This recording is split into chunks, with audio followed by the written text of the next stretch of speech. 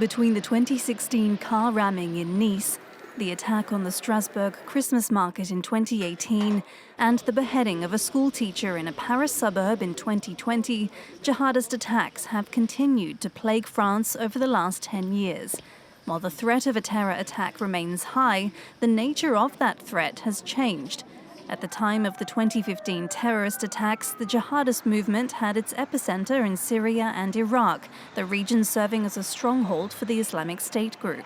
Several of those responsible for the bloodshed on November 13 had travelled there for training.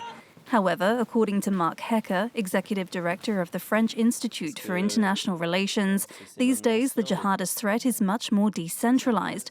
This, he says, is reflected in the preeminence of so-called inspired terrorism.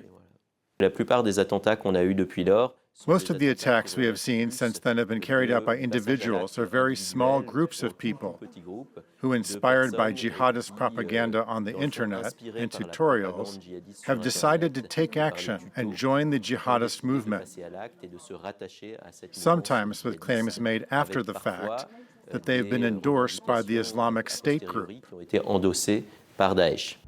This trend is notably reflected in the October arrest of 3 women aged 18, 19 and 21 suspected of planning an attack in Paris after becoming radicalized. According to the National Anti-Terrorism Prosecutor, those now being arrested over alleged terror plots have never left France, and they're young. The most striking development is the sharp increase in the number of minors charged since 2023, from 2 or 3 per year in general. That increased to 15 in 2023, 19 in 2024, and 17 so far in 2025, nearly 50 in total. The youngest is 13 years old. Analysts point out that younger would-be attackers could be more impulsive and unpredictable, presenting a new challenge to intelligence services.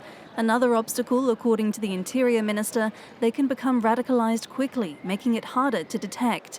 However, a 2017 anti-terror law heralded a major shift in policy, making some emergency powers permanent after the 2-year state of emergency that was announced in the wake of the 2015 attacks. Starting in 2017, this extra layer was created, coordination was strengthened, and above all, the intelligence services were given greater legal powers, including the ability to conduct home visits, place individuals under surveillance, and establish security perimeters for major events. Analysts say these expanded powers have helped police collect more evidence to make arrests. However, the 2017 law has come under fire from rights groups who say it stigmatizes certain parts of the population and restricts freedoms under the pretext of counterterrorism. Overall, more than 70 terror plots have been foiled in France since 2015, including 6 since the start of the year.